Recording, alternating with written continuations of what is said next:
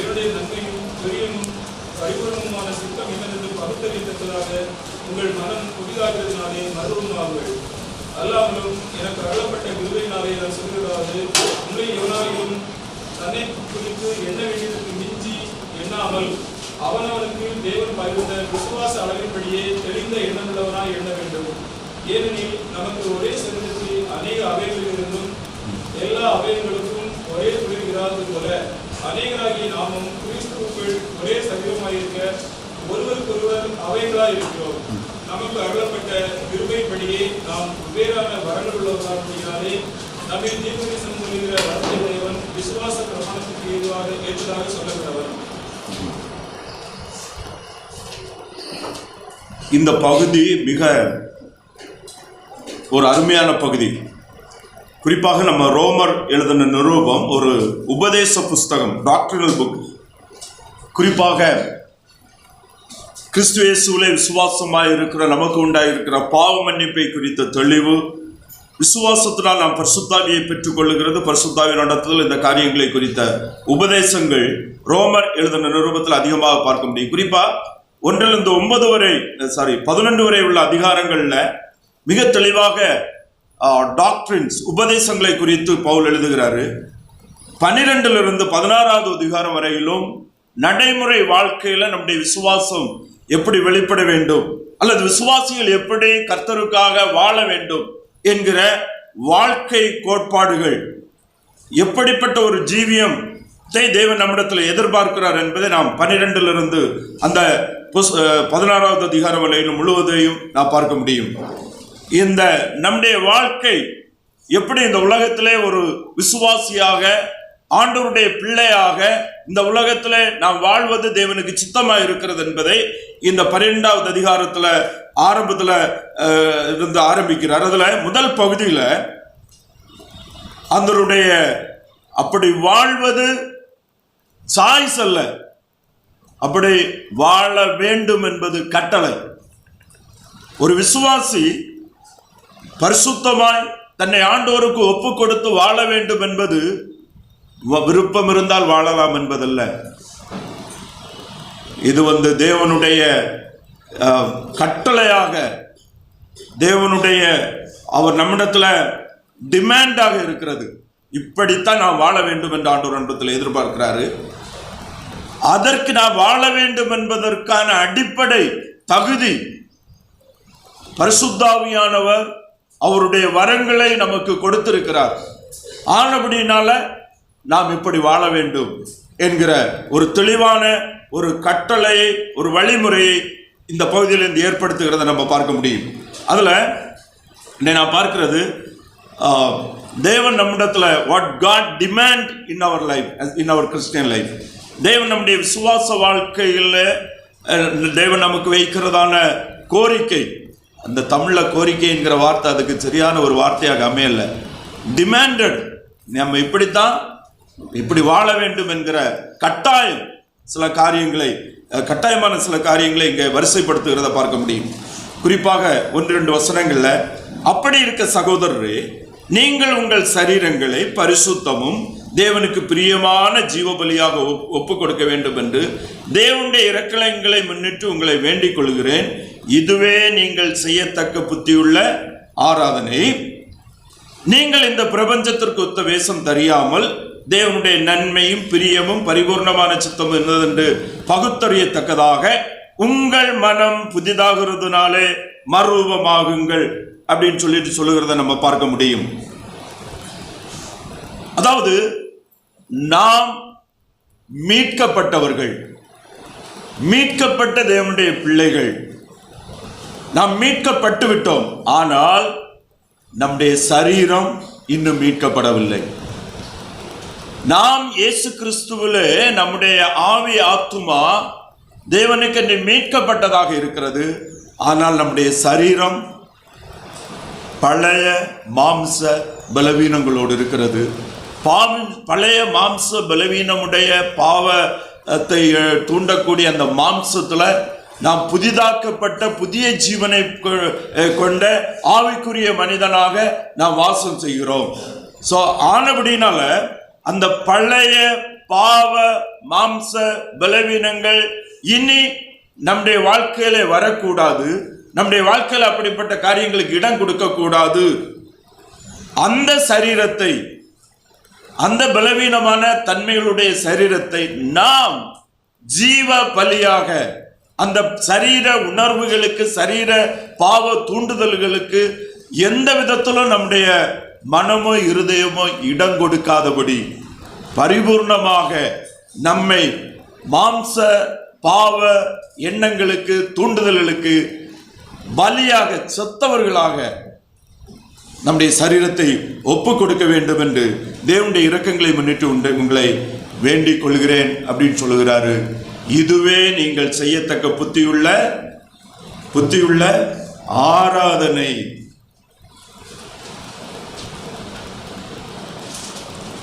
நம்முடைய பாவ மாம்ச பலவீனமான சரீரத்தை நீதியின் அவயவமாக, நீதிக்குரிய காரியங்களை செய்யக்கூடிய ஒரு இன்ஸ்ட்ருமெண்டாக,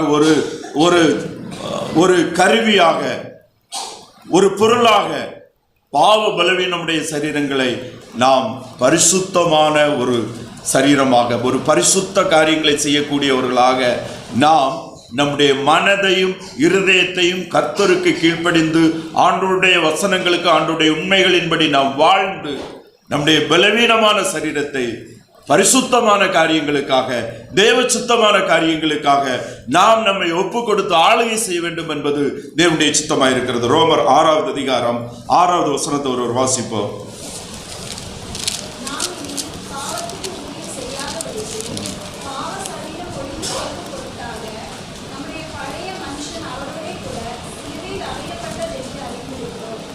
நாம் இனி பாவத்திற்கு ஊழியம் செய்யாதபடிக்கு, பாவ சரீரம் ஒளிந்து போகும் பொருட்டாக நம்முடைய பழைய மனுஷன் அவரோட கூட சிலுவையில் அறையப்பட்டதென்று அறிந்திருக்கிறோம்.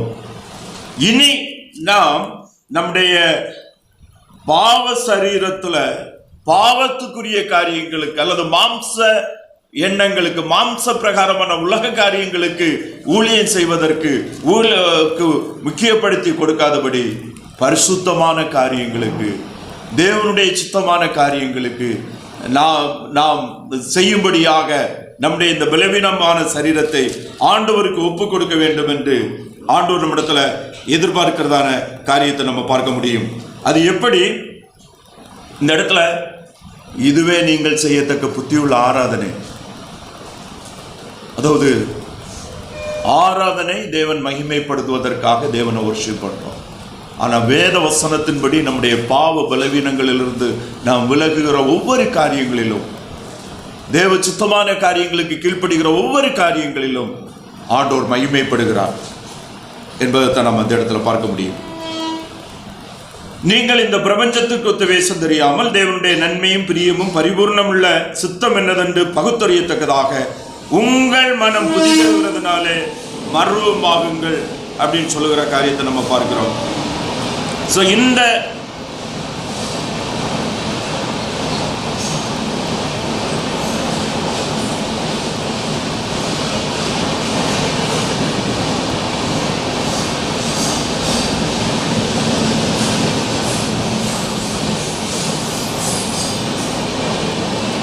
அது எப்படி நாம் நம்முடைய வாழ்க்கையில நடைமுறைப்படுத்த வேண்டும் என்பதற்கு இங்க பார்க்கும்போது, நீங்கள் இந்த பிரபஞ்சத்திற்கு, உலகத்திற்கு ஒத்த வேஷம் தெரியாமல், அதாவது ஆண்டவராய் இயேசு கிறிஸ்துவை இரட்சகராக ஏற்றுக்கொள்ளாத, ஆண்டவராய் இயேசு கிறிஸ்துவுக்கு தன்னை ஆள ஒப்பு கொடுக்காத உலக மனிதன் வாழுகிற, உலக மனிதன் சிந்திக்கிற, உலக மனிதனுடைய வாழ்க்கை நடைமுறைகளின் அடிப்படையில் வாழுகிறதை விட்டுட்டு ஆண்டவராய் இயேசு கிறிஸ்துவை இரட்சகராக ஏற்றுக்கொண்ட நாம் அவருடைய ஆளுகைக்கு, அவருடைய நடத்துதலுக்கு நாம் நம்மை ஒப்பு கொடுத்து அவருடைய வார்த்தையின்படி, அவருடைய சித்தத்தை வேதத்திலே அறிந்து வேத வசனங்களுக்கு கீழ்ப்படிந்து அந்த சிந்தனையின்படி நான் வாழ வேண்டும் என்பதுதான் தேவனுடைய நோக்கமாக இருக்கிறது. தேவனுடைய நன்மையும் பிரியும் பரிபூர்ண சித்தம் என்னதென்று பகுத்தறியத்தக்கதாக உங்கள் மனம் புதிதாகிறதுனாலே மறுரூபமாகுங்கள். நம்முடைய மனதை புதிதாக்கக்கூடிய வல்லமை ஆண்டோடைய வார்த்தைக்கே உண்டு. ஆண்டோடைய வசனங்களை நம்ம வாசித்து அவைகளை மனதில் வைத்து அவைகளின்படி சிந்தித்து தியானித்து தீர்மானம் எடுத்து அதன்படி வாழுகிறதுனால நம்முடைய மனம் புதிதாகிறது. நாம் புதிய சிந்தனைகளுக்குள்ளாலும் தேவ சித்தத்தின்படியான காரியங்களுக்குள்ளால் நடக்கிறோம். உலகம் மாம்ச விருப்பத்தின்படி, உலக வேஷத்தின்படி, உலகத்தினுடைய மக்கள் விரும்புகிறபடி வாழ்ந்து கொண்டிருக்கிறது. நாம் தேவ சித்தத்தின்படி, தேவனுடைய விருப்பத்தின்படி, அவருடைய மகிமைக்கென்று பரிசுத்தமானவைகளை, நீதியானவைகளை, உண்மையானவைகளை, ஒழுக்கத்துக்குரியவைகளை கர்த்தருடைய வார்த்தையிலிருந்து வாசித்து புரிந்து கொண்டு அவைகளுக்கு கீழ்ப்படிந்து வாழுகிறதன் மூலமாக நம்முடைய மனம் புதிதாக்கப்படுகிறது. நாம் வேத வசனங்களினால் நம்முடைய மனம் தீர்மானம் எடுத்து மனம் நிரப்பப்பட்டு அதன் அடிப்படையிலான தீர்மானங்கள் எடுக்கிறதன் மூலமாக நாம் நம்மை பரிசுத்தாவியானவருடைய நடத்துதலுக்கும் ஆளுகைக்கும் நாம் நம்மை ஒப்புக் கொடுக்கிறோம் என்பதை புரிந்து கொள்ள வேண்டும். ரோமர் 8வது அதிகாரம் 5வது வசனத்தை ஒரு வாசிப்போம்.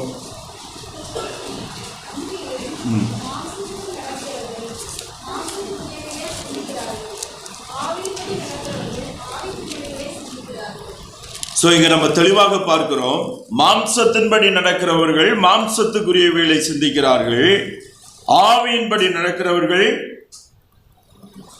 எதை சிந்திக்கிறாங்க? ஆவிக்குரியவைகளை சிந்திக்கிறார்கள்.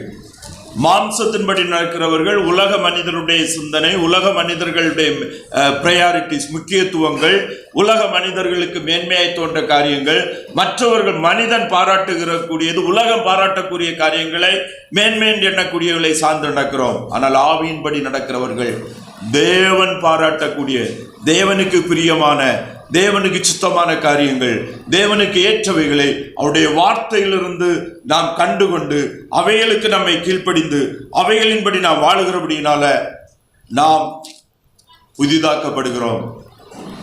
புதிய எண்ணங்களும் புதிய விதமான சிந்தனைகளும், இந்த உலகம் போகிற போக்கில் போகிறத விட்டுட்டு தேவனுடைய சித்தத்தின்படி நாம் வாழ நடக்க நாம் ஆரம்பிக்கிறவர்களாக இருக்கிறோம். அப்படிப்பட்ட ஒரு வாழ்க்கை வாழ வேண்டும் என்று தேவன் நம்மிடத்துல எதிர்பார்க்கிறார் என்பதை இந்த வசனத்துல நாம் கண்டுகொள்ள முடியும் தெளிவாக. வசனங்கள் தேவனுடைய எண்ணங்களை, தேவனுடைய மனதை வசனங்களுக்கு கீழ்ப்படுகிறதன் மூலமாக அவருடைய தெய்வீக எண்ணங்களை நாம் பெற்றுக்கொள்ள முடியும்.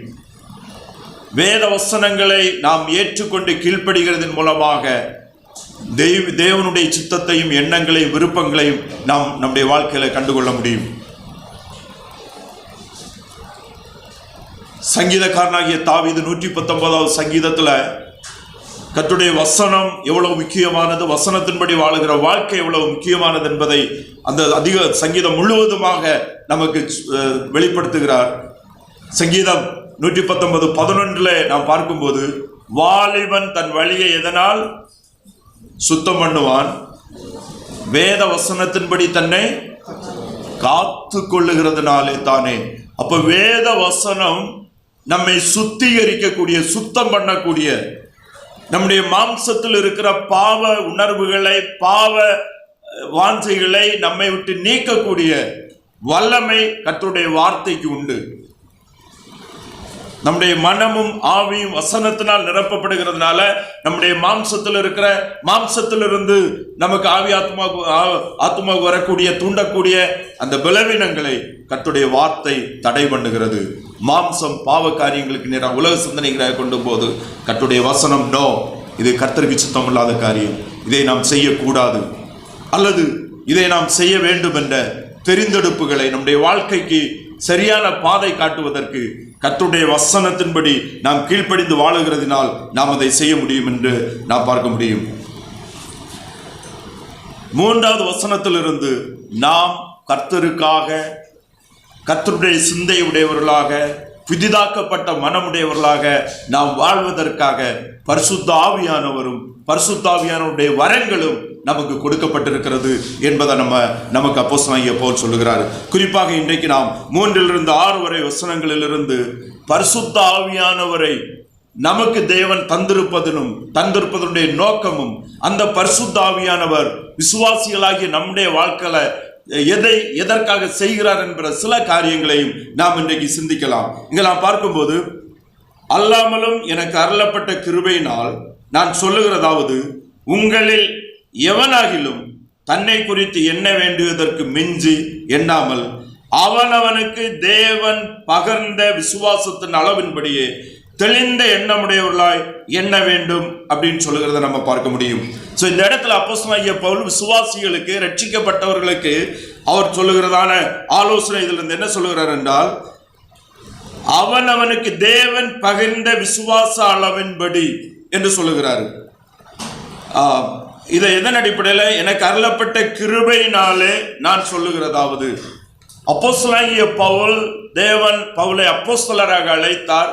சபைக்கு உபதேசங்களையும் சபைக்கான ஆலோசனைகளையும் சபையிலே விசுவாசிகளுக்கு தேவன் ஆவிக்குரிய பிரகாரமாக இருக்கிற கிருபையின் ஆசீர்வாதங்களையும் பவுல் மூலமாக தேவன் சபைக்கு வெளிப்படுத்துகிறதான காரியத்தை நம்ம பார்க்க முடியும்.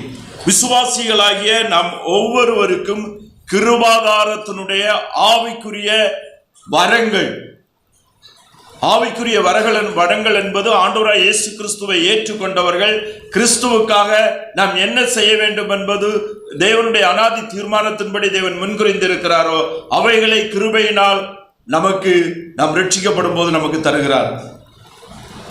ஆண்டவராய் இயேசு கிறிஸ்துவை விசுவாசித்து ஏற்றுக்கொள்ளும் போது நமக்குள் வருகிற பரிசுத்த ஆவியானவர் நம்மிலே ஒரு ஆவிக்குரிய வரங், அட்லீஸ்ட் ஒரு ஆவிக்குரிய வரங்களையாவது அல்லது பல ஆவிக்குரிய வரங்களையாவது தன்னிலே இணைத்து கொண்டு நம்மளே வருகிறார். நாம் தெரிந்தெடுக்கப்பட்ட தேவனுடைய நோக்கத்தின்படி நாம் தேவனுக்கு என்று செயல்படும்படியாக எல்லா விசுவாசிகளுக்கும் ஆவிக்குரிய வரங்கள் உண்டு. அட்லீஸ்ட் 1 அல்லது 2 அல்லது 3 அல்லது பல ஆவிக்குரிய வரங்கள். கிருபையின் ஆசீர்வாதம் இல்லாதவர்கள், ஆவிக்குரிய ஆசீர்வாதம் இல்லாதவர்கள் யாருமே இல்லை. ஏனென்றால் ஆண்டவராய் இயேசு கிறிஸ்துவை ஏற்றுக்கொண்ட நாம் யாவரும் அவருடைய சரீரத்தினுடைய அவயவங்கள். சரீரத்தினுடைய அவயவங்களுக்கு பணி இல்லாத அவயவங்கள் கிடையாது. தேவன் நம்முடைய மாம்ச சரீரத்திற்கு ஒவ்வொரு அவயவத்திற்கும் ஏதாவது ஒரு பணி, ஏதாவது ஒரு செயல் இருந்து கொண்டிருக்கிறது. நாம் அநேக வேளையிலே நம்முடைய மாம்சத்தில் இருக்கிற அவயவங்கள் செய்கிற பணிகளை எல்லாம் நாம் அறியாமல் இருக்கிறோம். முழுவதுமாக யாருமே இதுவரை அறிந்திருக்க முடியாது. ஆனால் ஆண்டவருடைய கிருபையினால், ஆண்டவர் அனுமதித்த ஞானத்தினால் அநேக டாக்டர்கள், விஞ்ஞானிகள் நம்முடைய சரீரத்தினுடைய அவயவங்களுடைய ஃபங்க்ஷன்ஸ், செயல்பாடுகள் என்கிற அநேக காரியங்களை இன்றைக்கு அறிந்திருக்கிறார்கள். அது மனிதனுக்கு ஆசீர்வாதமாக இருக்கிறது. ஆனால் இன்னும் அநேக அற்புதமான காரியங்கள் நம்முடைய சரீரத்திலிருந்து தேவனுடைய சித்தத்தின்படி அவயவங்கள் செய்து கொண்டிருக்கிறதை இன்னும் மனிதர்கள் அறியாமலே இருந்து கொண்டிருக்கிறார்கள். அதுபோல ஆவிக்குரிய பிரகாரமாக நாம் ஆண்டவரை ஏற்றுக்கொள்ளும் போது, பரிசுத்த ஆவியானவர் நமக்குள் வரும்போது, நமக்கு அவர் ஆவிக்குரிய வரங்களோடு அவர் நம்மிடத்தில் வந்திருக்கிறார் என்பதை நாம் புரிந்து கொள்ள வேண்டும். அப்படிப்பட்டவர்கள் விசுவாசிகளாகிய நாம் ஒவ்வொருவரும் அவனவனுக்கு தேவன் பகிர்ந்த விசுவாச அளவின்படியே தெளிந்த எண்ணம் உள்ளவர்களாக எண்ண வேண்டும்.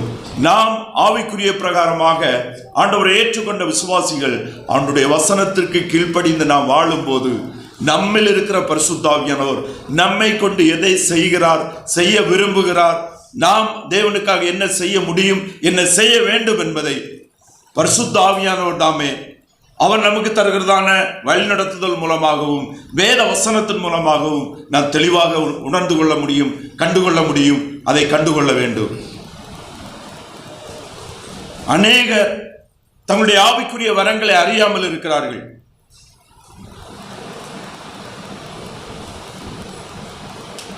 அதற்கு காரணம் என்னவென்றால், கர்த்தருடைய வசனத்தை வாசித்து வசனத்தின்படி ஆண்டவருக்காக வாழ தங்களை ஒப்பு கொடுத்து கர்த்தருக்கான செயல்பாடுகள், வேதத்தை வாசித்து கீழ்ப்படுகிறதிலும் கர்த்தருடைய காரியங்களில் தங்களை ஈடுபடுத்திக் கொள்ளுகிறதிலிருந்து விலகி இருக்கிறபடினால ஆவிக்குரிய வரங்களை நாம் அறியாமல் இருக்கிறோம்.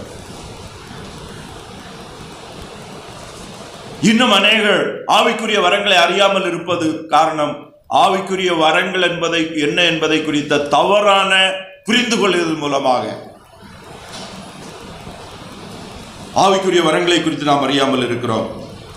நாம் எல்லாருக்குமே தேவன் பகிர்ந்த விசுவாச அளவின்படியே தெளிந்த எண்ணமுள்ளவர்களாக எண்ண வேண்டும். நாம் எல்லாருக்குமே தேவன் ஆவிக்குரிய வரங்களை கொடுத்திருக்கிறார் என்பதில் நாம் முதலாவது புரிந்து கொள்ள வேண்டும். அப்போஸ்தலனாகிய பவுல் தன்னுடைய தேவனுடைய அழைப்பு, தனக்கு தேவன் பரிசுத்த ஆவியானவர் தன்னை கொண்டு செய்ய விரும்புகிற காரியங்களை குறித்த தெளிவான புரிந்து கொள்ளுதல் பவுலுக்கு இருந்தது. ஆனபடினால் தான் அவருடைய ஊழியத்தை கர்த்தருக்கென்று கர்த்தருடைய மகிமைக்கென்று தெளிவாக அவரால் செய்து நிறைவேற்ற முடிந்தது. ரோமர் 1வது அதிகாரம் 1லிருந்து 5 வரை உள்ள வசனங்களை வாசிப்போம். ரோமர் 1:1லிருந்து 5 வரை உள்ள வசனங்களை ஒருவர் வாசிப்போம்.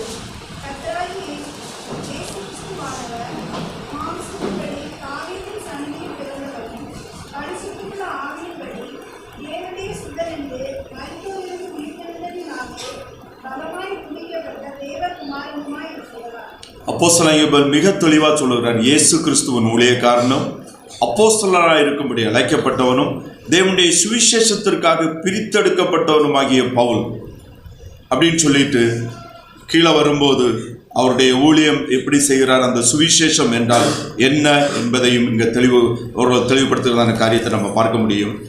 ஒவ்வொரு விசுவாசிகளும் தேவனுடைய கிருபையினால் நாம் ரட்சிக்கப்படும் போது கிருபையினுடைய அன்பளிப்பு ஈவு, அவரால் கொடுக்கப்படுகிற ஆவிக்குரிய வரங்கள் நாம் பெற்றிருக்கிறோம் என்பதை முதலாவது நாம் புரிந்து கொண்டு நாம் ஆண்டவருக்கு நம்மை ஒப்பு கொடுத்து வேத வசனங்களுக்கு கீழ்ப்படிந்து நாம் கர்த்தருக்கென்று செயல்பட ஆரம்பிக்கும் போது நாம் என்ன வரங்களை பெற்றுக்கொண்டிருக்கிறோம், கர்த்தர் மகிமைக்காக நாம் எதை செய்ய முடியும் என்பதை நாம் ஒவ்வொருவரும் புரிந்து கொள்ள முடியும்.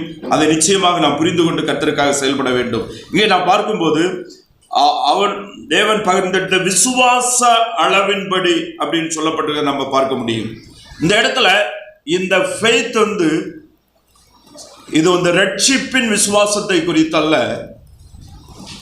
இந்த விசுவாசம் என்பது இந்த இடத்துல பார்க்கும்போது ஃபெய்த்ஃபுல் ஸ்டீவர்ட்ஷிப், அதாவது நாம் கர்த்தருக்காக உண்மையுள்ளவர்களாய் செயல்படுவதற்கான ஆவிக்குரிய நடத்துதல். நம்முடைய அடிப்படை விசுவாசம் என்பது ஒன்று, விசுவாசம் உள்ளவர்களாய் வாழ்வதல். அது அந்த நமக்கு தந்த பரிசுத்த ஆவியானவர் நமக்கு தந்திருக்கிற ஆவிக்குரிய வரத்தின் அடிப்படையில், ஆவிக்குரிய வரம் என்பது special spiritual enablement of the Holy Spirit. பரிசுத்த ஆவியினால் நமக்கு தருகிற விசேஷித்த பலனுடைய வழிநடத்துதல், வல்லமையான நடத்துதல், அவருடைய சுவிசேஷத்திற்கு அவருடைய குமாரனாகிய கிறிஸ்துவுடைய மகிமைக்கென்று சபையினுடைய பக்தி விருத்திக்கென்று அந்த ஆவிக்குரிய வரங்கள் சபையிலும் சபைக்கு வெளியிலும் சபையிலிருந்து பயன்படுத்தப்படுகிறதான காரியத்தை நம்ம பார்க்க முடியும். ஸோ நாம் எல்லாருமே ஆண்டவரை ஏற்றுக்கொண்டிருக்கிறோம், ரட்சிக்கப்பட்டிருக்கிறோம் என்றால் நமக்கு தேவனால் கொடுக்கப்பட்ட ஆவிக்குரிய வரங்கள் உண்டு. நாம் அவருக்கென்று செயல்பட ஆரம்பிக்கும், உண்மையுள்ளவர்களாய் கர்த்தருக்கென்று வாழ ஆரம்பிக்கும் போது நாம் அந்த ஆவிக்குரிய வரங்கள் என்ன என்பதை நாம் புரிந்து கொள்ள முடியும். ஒருவேளை சிலர் நான் ரட்சிக்கப்பட்ட எனக்கு ஆவிக்குரிய வரமே இல்லை, என்னன்னு எனக்கு தெரியலன்னு சொன்னால், நீங்கள் உண்மையிலே கர்த்தருடைய வசனத்தை வாசித்து வசனத்துக்கு கீழ்ப்படிந்து கர்த்தருக்காக செயல்பட பணிவிடை செய்ய ஆரம்பிக்கிறீங்களா, நீங்கள் புரிந்து கொள்ள முடியும். இல்லைன்னா சபையில் உங்களை உண்மையை ஒன்றிணைத்து செயல்படுகிறீங்கன்னு சொன்னால் சபை கூட உங்களுடைய ஆவிக்குரிய வரங்கள் என்ன என்பதை புரிந்து கொள்ள முடியும். 4-5 வசனங்கள் ஒருவர் வாசிப்போம்.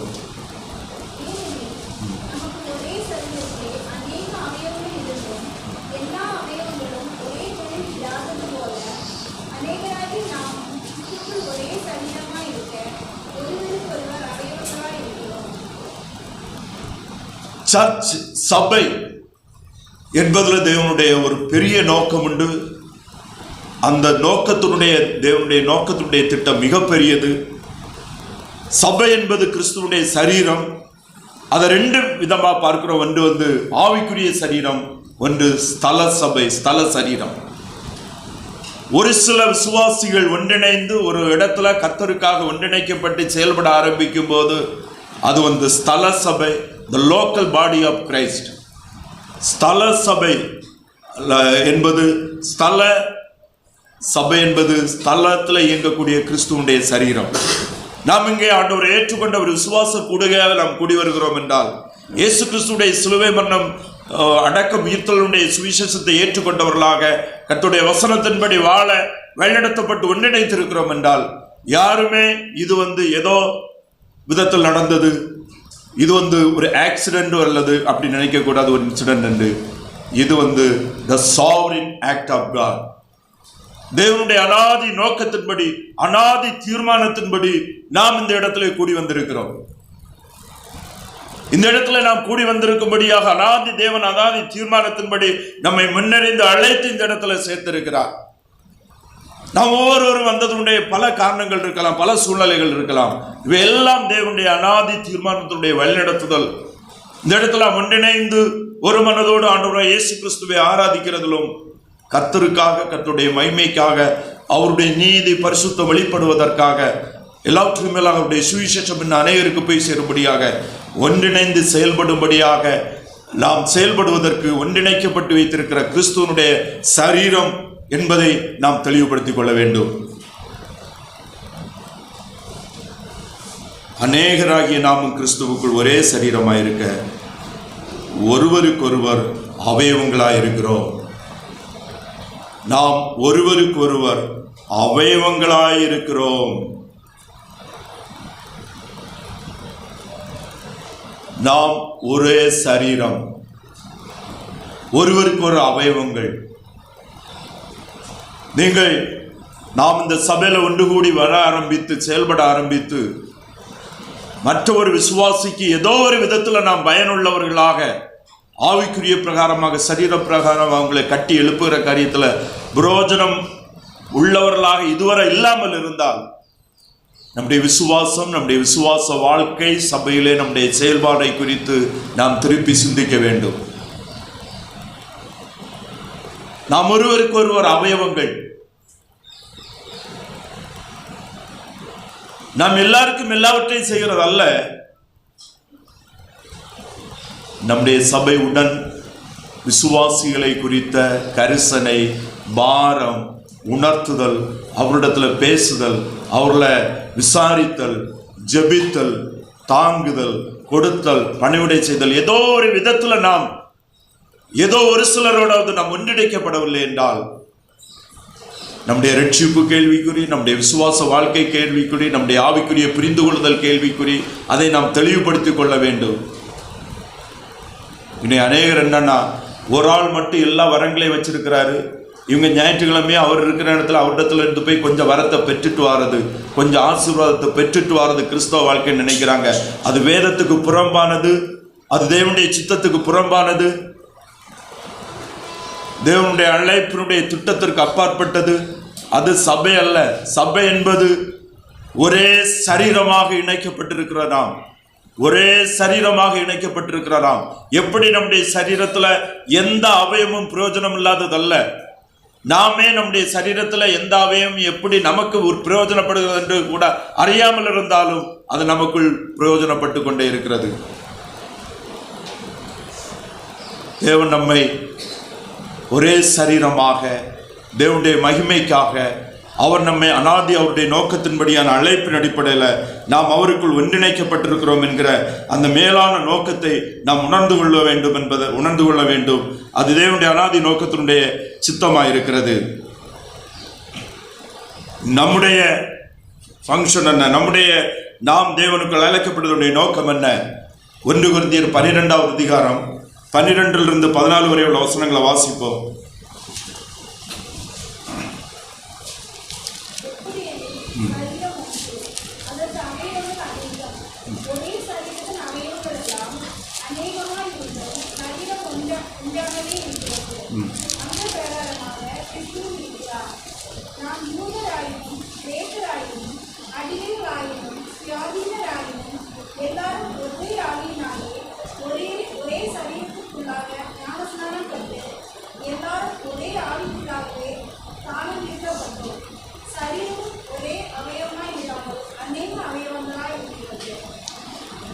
எப்படியெனில் சரீரம் ஒன்று, அதற்கு அவயவங்கள் அநேகம். ஒரே சரீரத்தின் அவயவங்கள் எல்லாம் அநேகமாய் இருந்தும் சரீரம் ஒன்றாய் இருக்கிறது. அந்த பிரகாரமாக கிறிஸ்துவும் இருக்கிறார். அந்த பிரகாரமாக நாமும் சபை விசுவாசிகளும் ஒரே சரீரமாக நாம் ஆவிக்குட்பட்ட மனதில மேல வேதவசனத்தின் மூலமாக நிரப்பப்பட்ட நிலையில சபை ஐக்கிய விசுவாசிகளோடு ஒருவருக்கொருவர் நம்மை ஐக்கியப்படுத்தி கொண்டு ஒருவருக்கொரு நம்மை ஒன்றிணைத்து கொண்டு நாம் ஆண்டவருடைய நோக்கத்தை நம்முடைய வாழ்க்கையில நிறைவேற்றுபவர்களாக இருக்க வேண்டும் என்பது தேவனுடைய சித்தமாக இருக்கிறது. 1 பேதுரு 4வது அதிகாரம் 10-12 வசனங்கள் ஒரு வாசிப்போம். 1 பேதுரு 4:10-12 வசனங்கள். அவனவன் பெற்ற வரத்தின்படியே நீங்கள் தேவனுடைய பற்பல கிருபையுள்ள ஈவுகளை பகிர்ந்து கொடுக்கும் நல்ல உற்றானக்காரர் போல் ஒருவருக்கொருவர் உதவி செய்யுங்கள். அடுத்த வசனம் கூட. ஒருவன் போதித்தால் தேவனுடைய வாக்கியங்களின்படி போதிக்க கடவன். ஒருவன் உதவி செய்தால் தேவன் தந்தருளும் பலத்தின்படி செய்ய கடவன். எல்லாவற்றிலேயும் இயேசு கிறிஸ்து மூலமாய் தேவன் மகிமைப்படும்படியே செய்வீர்களாக. அவருக்கே மகிமையும் வல்லமையும் சதா காலங்களிலும் உண்டாயிருப்பதாக. ஆமென். அவனவன் பெற்ற வரத்தின்படியே நீங்கள் தேவனுடைய பற்பல கிருபையுள்ள ஈவுகளை பகிர்ந்து கொடுக்கும் நல்ல உக்கரனை போல ஒருவருக்கு ஒருவர் உதவி செய்யுங்கள். அவனவன் பெற்ற வரத்தின்படியே ஒவ்வொருவருக்கும் ஆண்டவர் கொடுத்த வரங்களை நாம் புரிந்து கொண்டவர்களாக தேவனுடைய பற்பல கிருபையுள்ள ஈவுகளை பகிர்ந்து கொடுக்கும். சபையிலே தேவன் பற்பல ஈவுகள், சபை பக்தி விருத்தி அடைவதற்கு, சபை ஒருமனப்படுவதற்கு, சபையினுடைய விசுவாசிகள் தேற்றப்படுவதற்கு, சபையினுடைய விசுவாசிகள் உள்ளத்திலே ஆண்டவரை உணர்ந்து சந்தோஷப்பட்டு தேவனை ஸ்தோத்தரிப்பதற்கு நாம் 1-2 வசனங்களை வாசித்தது போல நாம் நம்முடைய மனம் புதிதாவதற்கு, நாம் கர்த்தர் விரும்புகிற புத்தியுள்ள ஆராதனை ஆவியின் உணர்வோடு வேத வசனத்தின்படி கர்த்தருக்கென்று செய்வதற்கு நாம் ஒவ்வொருவரும் நம்முடைய ஆவிக்குரிய வரங்களை உணர்ந்து அதை நாம் சபையிலே விசுவாசிகளுக்குள் நாம் அதை ஒருவருடைய வளர்ச்சிக்காக செயல்படுத்த வேண்டும் என்று தேவனுடைய சித்தமாக இருக்கிறது. 11 ஒருவன் போதித்தால் தேவனுடைய வாக்கியத்தின்படி போதிக்க கடவன். அதாவது வேத வசனத்திலிருந்து நாம் மற்றவர்களுக்கு புத்தி சொல்ல, ஆலோசனை சொல்ல, சில வசனங்களை எடுத்து பேச ஆண்டவர் நம்மை நடத்தும் போது ரொம்ப ஜாக்கிரதையா இருக்க வேண்டும். நம்ம பேசுறது வசனத்தின்படி தான் இருக்கணும், வசனத்துக்கு வெளியிருந்து இருக்கக்கூடாது. ஒருவன் உதவி செய்வதால் தேவன் தந்தருளும் பலத்தின்படி செய்ய கடவன். எல்லாவற்றிலேயும் கிறிஸ்து இயேசு மூலமாய் தேவன் மகிமைப்படியே செய்வீர்களாக. உதவி செய்தால் தேவன் தந்திருக்கிற அளவின்படி பலத்தின்படி செய்ய வேண்டும். இந்த இடத்துல பலன் என்பது மாம்ச சரீர பலனை கொடுக்கிறது இல்லை. பொருளாதார பலன், சரீர பலன், சமூக பலன், அறிவு, வழிநடத்துதல், பல காரியங்கள்ல நமக்கு நம்ம ஏரியாவில் நம்ம we are strong. சில விஷயங்களுக்கு தைரியம் நிற்கிறது, பேசுறது, ஆலோசனை சொல்றது, ஒரு பொருளாதாரத்தில் புத்தி சொல்லுறதுல எந்த ஏரியாவில் நம்ம கர்த்தர் தகுதிப்படுத்தி இருக்கிறாரோ, எனேபிள் பண்ணி இருக்கிறாரோ அதை நாம் கர்த்தருக்கென்று மற்றவருடைய வளர்ச்சிக்கென்று நாம் பயன்படுத்த வேண்டும். இது பலன் மாம்ச பலத்தை மாத்திரம் குறிக்கிறதல்ல. நமக்கு எந்த ஏரியாவில் எந்த காரியத்தில் நாம் சில வேதத்தை சார்ந்த காரியத்தில் சிந்தனையில் நம்ம தெளிவுடையவர்களாக இருந்தால் அதை நாம் மற்றவர்களுடைய ஆசீர்வாதத்திற்காக நாம் மற்றவர்களோடு வேத வசனத்திற்கு உட்பட்டு நாம் நிச்சயமாக அதை மற்றவர்களுக்காக செய்ய வேண்டும் என்பது தேவனுடைய சித்தமாக இருக்கிறது என்பதை நாம் மிக தெளிவாக நாம் புரிந்து கொள்கிறோம். சபை என்பது ஞாயிற்றுக்கிழமை 10 மணியிலிருந்து 12:30 வரை நடக்கிற காரியம் அல்ல. சபையிலே இணைக்கப்பட்ட விசுவாசிகள் என்பது நம்முடைய செயல்பாடுகள், நம்முடைய ஃபங்க்ஷன்ஸ், கர்த்தர் நம்மிடத்தில் எதிர்பார்க்கிறது வாரத்தினுடைய 7 நாட்களும் நாம் உயிரோடு இருக்கிற எல்லா நேரமும் நாம் கர்த்தருக்கென்று செயல்பட்டு கொண்டிருக்க வேண்டும். கர்த்தரை குறித்த காரியங்களில் ஈடுபட்டு கொண்டிருக்க வேண்டும். கர்த்தருடைய காரியங்களை சிந்தித்துக் கொண்டிருக்க வேண்டும், ஜெபித்துக் கொண்டிருக்க வேண்டும். அதுவே கர்த்தர் விரும்புகிற ஆராதனையாக இருக்கிறது என்பதை நாம் இந்த பகுதியில் பார்க்க முடியும். 6வது வசனத்தை ஒரு வாசிப்போம்.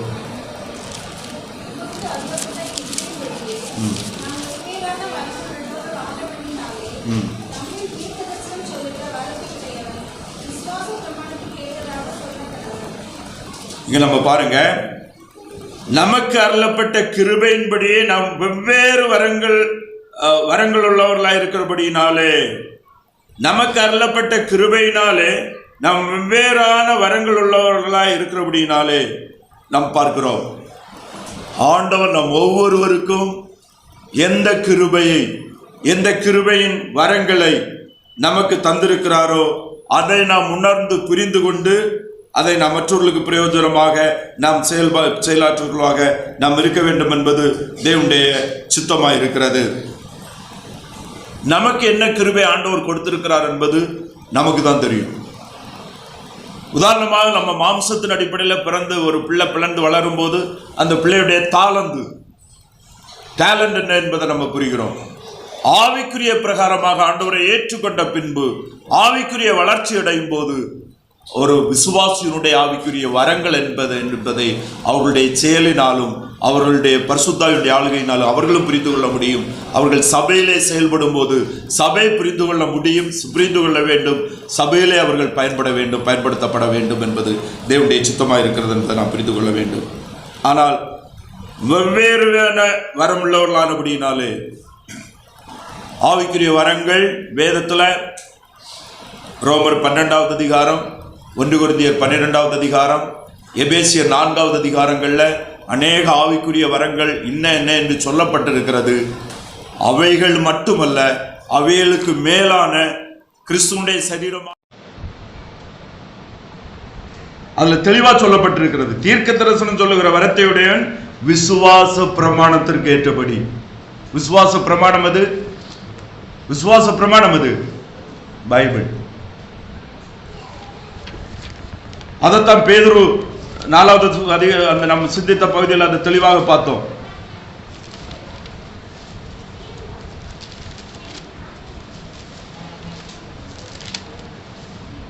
ஒருவன் போதித்தால் தேவனுடைய வாக்கியத்தின்படி போதிக்க கடவன். எந்த பிரமாணத்திற்கு வெளியில என்ன செய்யக்கூடாது, யாருக்கும் போதிக்கிறதற்கு அதிகாரம் கிடையாது. நம்மில் தீர்க்க தரிசனம் சொல்லுகிற இப்ப சபையில் என்ன நடந்து கொண்டிருக்குது? தீர்க்க தரிசனம் சபையில் நடந்து கொண்டிருக்கிறது. வேத வசனத்திலிருந்து பிரசங்கம் பண்ணுகிற நேரம் தீர்க்க தரிசனம் இருக்கிற நேரம். You are hearing the prophecy now. நீங்க தீர்க்க தரிசனத்தை தான் கேட்டுக்கொண்டிருக்கிறீங்க. This is the prophecy. This is sealed. இது நிறைவு பண்ணப்பட்ட prophecy. இந்த தீர்க்க தரிசனம் வச்சுதான் ஆளுகிறாரு, நடத்துகிறாரு, நேர்ந்து இருக்கிறார் கர்த்தர். இதுக்கு கூட ஒன்னும் சேர்க்கவும் கூடாது, வெளியே இதுல இருந்து ஒன்னு எடுத்துக்கொள்ளவும் கூடாது. ஒருவன் தீர்க்க தரிசனம் சொல்லுகிறவன் விசுவாச பிரமாணத்திற்கு ஏற்றபடி சொல்ல கடவன். ஆனபடினால உங்களுடைய போதகராக இருந்தாலும் இதுல முன்னால வந்து சபையில இருக்கிற ஒரு மூப்பர் உதவிக்காரர் ஒருவர் பேசும்போது வசனத்துக்கு மாறாக இருந்தா போதகரிடத்திலையும் கேட்கலாம், யாரு பேசுறாலும் நீங்க சொன்னது வசனத்தின்படி தவறா இருக்கிறதா நான் புரிந்து கொள்ளுகிறேன் என்று அன்போடு அவரால் நினைச்சு பேச முடியும். உங்கள் போதகர் பேசினாலும் நீங்க தவறு புரிந்தா ஏங்க நீங்க பேசுங்கன்னு நினைச்சு கேட்க முடியும். ஃபைனல் அதாரிட்டி பாஸ்டரோ வேற யாரும் கிடையாது, பைபிள் தான் அதாரிட்டி. ஆனா நாம் பேசுகிறது அன்போடும் பக்தி விருத்திக்கு எதுவாகவும் ஜபத்தோடும் இருக்க வேண்டுமே தவிர இருக்க வேண்டும் என்பதை நம்ம புரிந்து கொள்ள வேண்டும். சோ இங்க நம்ம பார்க்கும்போது வந்து நம்மில் தீர்க்கதரிசனம் சொல்லுகிற வரத்தை உடையவன் விசுவாச பிரமாணத்திற்கு ஏற்றபடி சொல்ல கடவன். விசுவாச பிரமாணம் என்பது வேதம். யூதா 3வது வசனத்தை வாசிப்போம். யூதாவின் புஸ்தகம் 3வது வசனம்.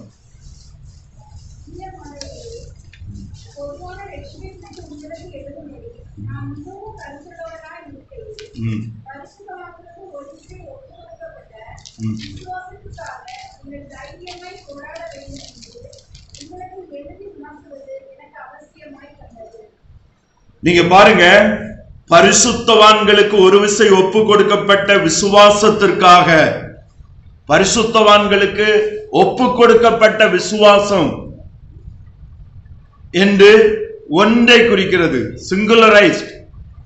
அது பரிசுத்த வேதத்தை சார்ந்த ஆண்டுடைய வசனமாக ஏற்றுக்கொண்ட விசுவாசம்.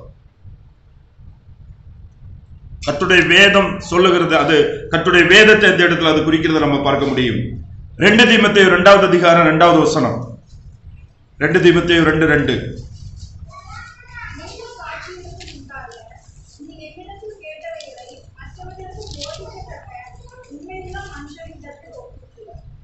அப்போஸ்தலனாகிய பவுல் தீமோத்தேயு கூட இருந்து தீமோத்தேயு அப்போஸ்தலனாகிய பவுலுடைய ஒரு அருமையான தீமோத்தேயுவை மென்டர் பண்ணி தீமோத்தேயுவை ஒரு நல்ல லீடர்ஷிப்ல கொண்டு வருகிறார் பவுல்.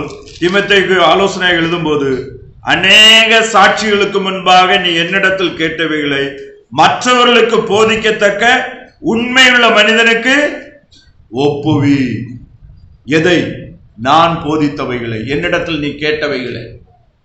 சோ கிறிஸ்துவ அப்போஸ்தலர் மூலமாக நமக்கு கொடுக்கப்பட்ட, பவுலுக்கு தீமோத்தேயுக்கு வார்த்தையாக கொடுக்கப்பட்டது, நமக்கு எழுதப்பட்ட புஸ்தகமாக கையில் கொடுக்கப்பட்டிருக்கிறவைகளை வாசித்து தியானித்து கீழ்ப்படிந்து ஜபத்தோடு நாம் அதை கொண்டு போய் மற்றவரிடத்தில் என்ன செய்யணும்? ஒப்பு கொடுக்க வேண்டும்.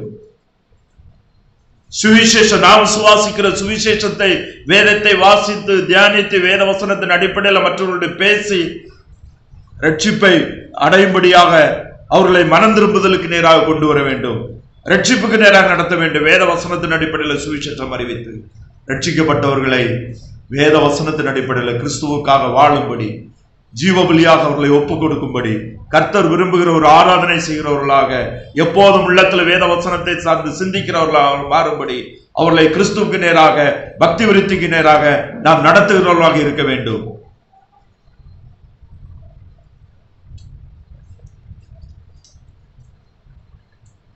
ரெண்டு தீமோத்தேயு 4வது அதிகாரம் 2வது வசனம்.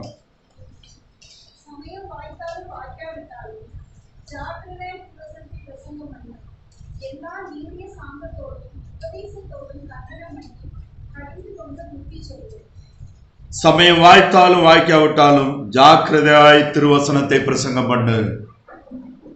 திருவசனத்தை பிரசங்கம் பண்ணு. திருவசனத்தை பிரசங்கம் பண்ணு. எல்லா நீடிய சாந்தத்தோடும் உபதேசத்தோடும் கண்டனம் பண்ணி கடிந்து கொண்டு புத்தி சொல்லு. கண்டனம் பண்ணி கடிந்து கொண்டு புத்தி சொல்லு அப்படின்னு சொல்லி கட்டளை கொடுக்கிறார். அருமையானவர்களே, நாம் கிறிஸ்து இயேசுவுக்குள் அவருடைய ஆவிக்குரிய சரீரத்தின் அவயவங்களாக அழைக்கப்பட்டிருக்கிற நம் ஒவ்வொருவருக்கும் தேவனால் கொடுக்கப்பட்ட ஒரு பொறுப்பு, தேவனால் கொடுக்கப்பட்ட ஒரு வரம், அதை செயல்படுத்தக்கூடிய நடத்துதல் பொறுப்பு, ஆவிக்குரிய பொறுப்பு நமக்கு உண்டு. அதை நாம் ஆண்டவருக்கு கீழ்ப்படிந்து செயல்படாமல் இருந்தா நீங்கள் பெற்ற வரம் பிரயோஜனமற்றதாக உங்களிடத்துல இருக்கும். அது எதற்கு ஒப்பானதுன்னு சொன்னா, தாளந்துகள் கதையில ஒருவனுக்கு எத்தனை தாளந்துகளை கர்த்தர் கொடுத்தாரு? 5 தாளந்து, 2 தாளந்து, 3 தாளந்து, 4 தாளந்து, 1 தாளந்து. ஒரு தாளந்து கிடைச்சவன் என்ன செய்தான்? கொண்டு என்ன செய்தான்? புதைத்து வைத்தான். நீங்க எல்லாம், நம்ம எத்தனை பேர் நமக்கு கொடுத்த ஆவிக்குரிய வரங்களை புதைச்சு வச்சுட்டு இருக்கிறோம்? ஆண்டவர் தந்த தாளந்துகளை புதைச்சு வச்சுட்டு இருக்கிறோம்.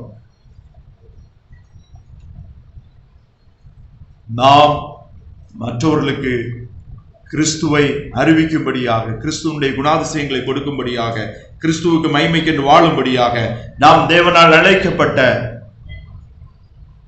ஊழியக்காரர்களாக, அழைக்கப்பட்ட உக்கிரானக்காரர்களாக, அழைக்கப்பட்ட தேவனுடைய பிள்ளைகளாக, அவருடைய ஆவிக்குரிய மகிமை வரங்களை நாம் நடைமுறைப்படுத்தும்படியாக கிறிஸ்து இயேசுவுக்குள் நாம் அழைக்கப்பட்டிருக்கிறோம் என்பதை நாம் தெளிவாக புரிந்து கொள்ள வேண்டும். நம்மில் தீர்க்க தரிசனம் சொல்லுகிற வரத்தை உடையவன் விசுவாச பிரமாணத்திற்கு ஏற்றபடி சொல்ல கடவன். நமக்கு தேவனால் கொடுக்கப்பட்ட விசுவாச பிரமாணம் இதுதான். இதுக்கு வெளியில இருந்து யாருமே இதை என்ன செய்யாதுங்க, பேசாதுங்க. இதுல இருந்து தைரியமாய் பேசுங்க. ஆண்டவராய் இயேசு கிறிஸ்து உயிர் தெழுந்த பின்பு முதலாவது சீஷர்களை சந்திக்கும் போது அங்க சீஷரிடத்துல பேசும்போது முதலா ஒரு காரியத்தை சொல்றாரு. யோவான் எழுதின சுவிசேஷம் 20வது அதிகாரம் 22, 23 வசனங்களை வாசிப்போம் ஒருவர். அவர்கள் மேல் ஊதி பரிசுத்த ஆவியை பெற்றுக் கொள்ளுங்கள். எவர்களுடைய பாவங்களை மன்னிக்கிறீர்களோ அவைகள் அவர்களுக்கு மன்னிக்கப்படும். எவர்களுடைய பாவங்களை மன்னியாதிருக்கிறீர்களோ அவைகள் அவர்களுக்கு மன்னிக்கப்படாதிருக்கும் என்றார். அதாவது ஆண்டவராய் இயேசு கிறிஸ்து உயிர் தெழுந்த பின்பு முதலாவது சில சீஷர்களை சந்திச்சு அவங்களோடு பேசுறாங்க. சீஷர்களோடு பேசி நிற்கும் போது ஆண்டவராய் இயேசு கிறிஸ்து உங்களுக்கு சமாதானம் உண்டாவதாக, பிதா என்னை அனுப்பினது போல நான் உங்களை அனுப்புகிறேன் என்று சொல்லி அவர்கள் மேல் ஊதி பரிசுத்த ஆவியை பெற்றுக் கொள்ளுங்கள் அப்படின்னு சொல்லிட்டு, எவருடைய பாவங்களை மன்னிக்கிறீர்களோ அவருடைய பாவங்கள் அவர்களுக்கு மன்னிக்கப்படும். எவருடைய பாவங்களை மன்னியாதிருக்கிறீர்களோ அவைகள் அவர்களுக்கு என்ன செய்யாது, மன்னியாது இருக்கும் அப்படின்னு சொன்னார். ஓகே, யாரிடத்துல சொன்னாரு? சீஷரிடத்துல சொன்னார். இந்த வசனத்தை அந்த கேட்ட சீஷர்கள் தங்களுடைய ஊழியத்துல எப்படி பயன்படுத்தினாங்க, எப்படி பாவங்களை மனிதர்களுக்கு மன்னித்தாங்க? இந்த சீஷர்கள் யாரிடத்துலயாவது போய் அவருக்கு பிடிச்ச 2 பேரை கூப்பிட்டு, எனக்கு உங்களை ரொம்ப பிடிக்கும், உங்களுக்கு பாவத்தை நான் மன்னிக்கேன், போயிருங்கப்பா. வேற 2 பேரை பார்த்து அவனுக்கு சரியில்லை, இவனுடைய பாவத்தை மன்னிக்க மாட்டேன் அப்படின்னு சொல்லி 2 பேர் உங்களுக்கு பாவம் மன்னிக்கப்படாது அப்படின்னு சொல்லிட்டு இருந்தாங்களா? எதன் அடிப்படையில் சீஷர்கள் மனிதர்களுக்கு பாவ மன்னிப்பு உண்டாகிறது, உங்களுடைய பாவங்கள் மன்னிக்கப்பட்டது என்று சொன்னாங்க? சுவிசேஷத்தை அறிவித்தாங்க. விசுவாசித்தவர்களை இயேசு கிறிஸ்துவ நாமத்தினால பிதாவை தேவனுடைய சித்தத்தின்படி மனம் திரும்பி ஆண்டவராய் இயேசு கிறிஸ்துவனுடைய பாவங்கள் ஏற்றுக்கொண்ட விசுவாசிகளாகி உங்களுடைய பாவங்கள் மன்னிக்கப்பட்டதுன்னு சொன்னாங்க. விசுவாசியாதவர்களை, மறுதலித்தவர்களை உங்களுடைய பாவங்கள் மன்னிக்கப்படாது, நீங்கள் உங்களுடைய பாவங்களே சாவீர்கள் சொன்னாங்க.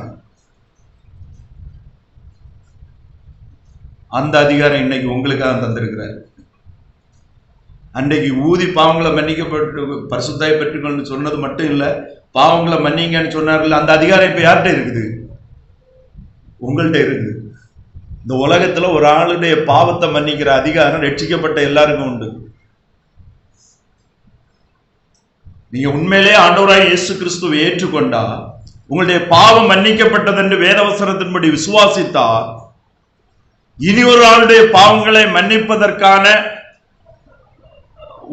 மன்னிப்பை கொண்டு வரக்கூடிய செயலை செய்யக்கூடிய தகுதியோடு நீங்க இருக்கிறீங்க.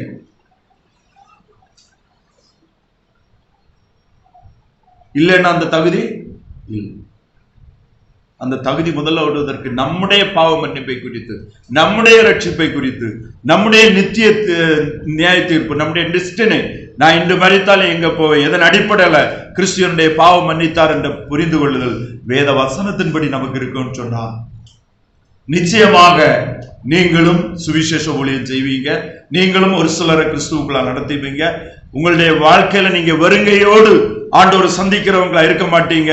பலன்களோடு ஆண்டோடு சந்திக்கும் போது எனக்கு பலன் உண்டு, ஆத்துமாதாயம் செய்திருக்கிறேன், அதற்கான பலன்களை நான் ஆண்டோடத்திலிருந்து பெற்றுக்கொள்வேன் என்ற விசுவாசத்தோடு நாமும் ஆண்டுடைய சமூகத்தில் இது பண்ண முடியும். நாம் தீர்க்கதரிசிகள். நாம் நம்முடைய தீர்க்க தரிசனங்களை வேத பிரமாணத்திற்கு உட்பட்டு நாம் தீர்க்க தரிசனங்களை பிரசங்கி சொல்ல வேண்டும். கிறிஸ்து அப்போஸ்தலர்கள் நேரடியாக தேவனிடத்திலிருந்து பெற்றுக்கொண்டார்கள். இன்றைக்கு நாம் கிறிஸ்து அப்போஸ்தலர்கள் நமக்கு கொடுத்த தீர்க்க தரிசனத்தை நாம் மற்றவர்களுக்கு என்ன செய்ய வேண்டும்? சொல்ல வேண்டும். ஏனென்றால் இனி ஆண்டவர் நேரடியாக பேச மாட்டார், வசனத்திலிருந்து பேசுவார். ஏனென்றால் இதை முத்திரித்து விட்டார். கிருபையின் காலத்திற்கான வெளிப்பாடு முடிந்து விட்டது. அதை முத்திரித்த யோவான் கடைசியில் சொன்னாரு, இனி இந்த வசனத்துக்கு கூட யாரும் ஒன்றை என்ன செய்யக்கூடாது? கூட்டவும் கூடாது. இதிலிருந்து யாரை ஒன்றை என்ன செய்யக்கூடாது? எடுத்துக்கொள்ளவும் கூடாது. விசுவாச பிரமாணத்திற்கு உட்பட்டு தேவன் நமக்கு ஒப்புவித்த விசுவாசத்தை, நாம் பெற்றுக்கொண்ட விசுவாசத்தை வேத வசனத்தின் அடிப்படையில நாம் மற்றவர்களுக்கு கொடுக்கிறவர்களா இருக்க வேண்டும். அதற்காகவே நாம் கிறிஸ்து இயேசுக்குள் என்ன செய்யப்பட்டிருக்கிறோம்? அழைக்கப்பட்டிருக்கிறோம். இதை நாம் பார்க்கும்போது நாம் நம்மை ஆண்டவருக்கு ஒப்பு கொடுத்து நம்முடைய மாம்ச பலவீனங்களிலிருந்து, மாம்ச உணர்வுகளிலிருந்து நாம் பிரிக்கப்பட்டு பரிசுத்தரும் தேவனுக்கு பிரியமான ஒரு வாழ்க்கை வாழ நம்மை ஒப்பு கொடுத்திருக்கிறோமா? அல்லது நம்மை ஜீவ பலியாக ஆண்டவருக்கு ஒப்பு கொடுத்திருக்கிறோமா? நம்முடைய வாழ்க்கையினுடைய முக்கியத்துவம் கிறிஸ்துவ மகிமைப்படுவதும் பரிசுத்தவமாக இருக்கிறதா? பரிசுத்தம் என்பது மாம்சத்தில் இருக்கிறது வரையில் நீங்க பெர்ஃபெக்ட் ஆக முடியாது. பரிசுத்தத்துக்கு நீராக போய்கொண்டுதான் இருக்க முடியும். Nobody will be perfectly sanctified. ஒரு நாள் நம்ம sanctified, we will be sanctified. அது future. மாம்சத்தில் இருக்கிற நாள் வரையிலும் பரிபூர்ண பரிசுத்தமாக்கப்படுதல் நமக்கு என்ன செய்யப்படவில்லை? கொடுக்கப்படவில்லை. ஆனால் பரிசுத்தமாக்கப்பட்டு கொண்டே இருப்போம், பரிசுத்தமாக்கப்பட்டு கொண்டே இருக்க வேண்டும். அதற்காகவே நாம் கிறிஸ்துவுக்கு அவருடைய ஜீவ வார்த்தையினால் நாம் ஒரு நாள் நம்மை சுத்திகரித்துக் எடுத்துக் கொள்ள இருக்க வேண்டும். விசுவாசிகளா இருக்கிற நாம் நமக்கு தேவன் தந்திருக்கிற ஆவிக்குரிய வரங்களை அறிந்திருக்கிறோமா?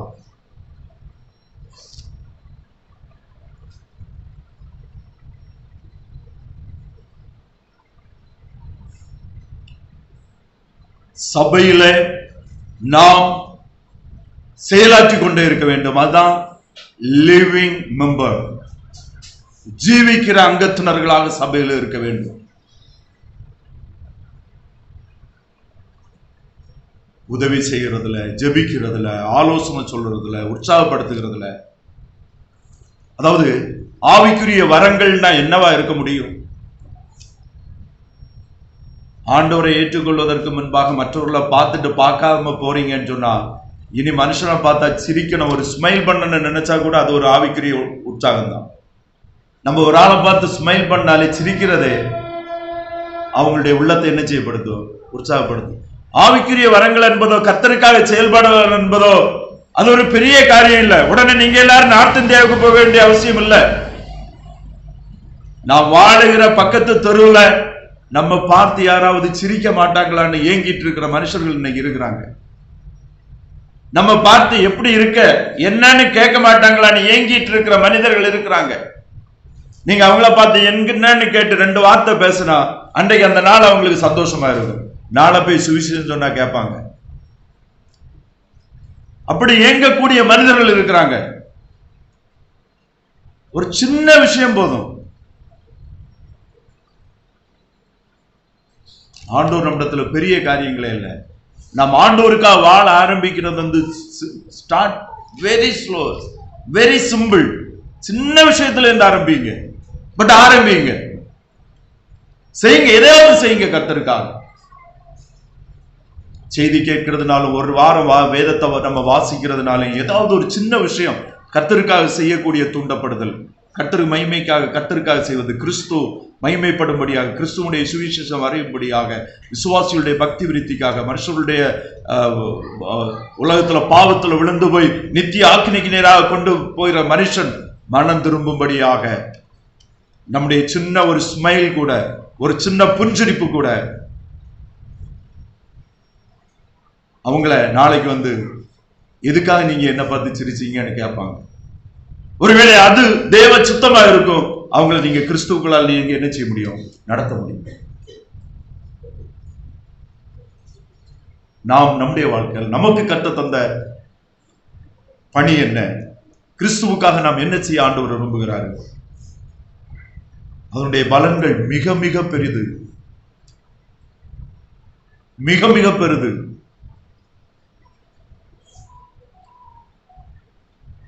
ஆண்டவருக்காக நம்ம செய்கிற சின்ன காரியங்கள் கூட கர்த்தருடைய சமூகத்தில் மிகுந்த ஆசீர்வாதமாக, கர்த்தருடைய வருகை தாமதித்தால் நம்முடைய தலைமுறைகளுக்கும், இல்லைன்னா நம்ம ஆண்டவரை சந்திக்கும் போது நமக்கு அங்க வைத்திருக்கிற பலன்கள் மிக மிக அதிகமாக இருக்கும்.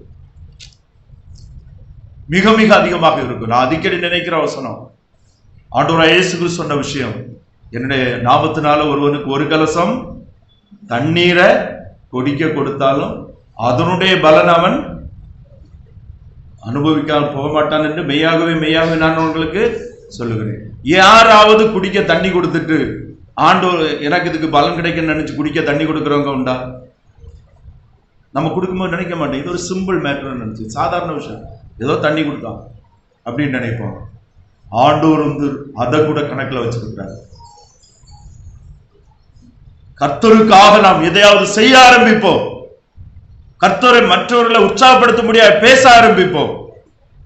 கர்த்தர் நமக்குள்ளால இருந்து நம்முடைய தேவனுடைய திட்டம், நோக்கம், ஆவிக்குரிய அழைப்புகள் எல்லாவற்றையும் நமக்கு வரங்களை நாம் தெரிந்து கொள்ளும்படியாக கர்த்தர் நமக்கு உதவி செய்வார். நம்ம எல்லாரும் கண்களை மூடி கர்த்தருக்கு நம்ம ஒப்பு கொடுத்து ஜெபிப்போம். எல்லாரும் கண்களை மூடி. இதுவரையிலும் நீங்க பெற்றுக்கொண்ட ஆவிக்குரிய வரம் உங்களுக்கு தெரியலன்னா, ரட்சிக்கப்பட்டிருக்கிறேன் ஆனா எனக்கு என்ன ஆவிக்குரிய வரம்னு எனக்கு தெரியலன்னா, அதை நான் அறிந்து கொள்ள வேண்டும். கர்த்தருக்காக நான் என்ன செய்ய ஆண்டவர் சுத்தமா இருக்கிறார் என்பதை நான் புரிந்து கொள்ள வேண்டும், நான் செயல்பட வேண்டும் என்று விரும்புகிறவர்கள் கர்த்தருக்கு நம்ம ஒப்பு கொடுப்போம்.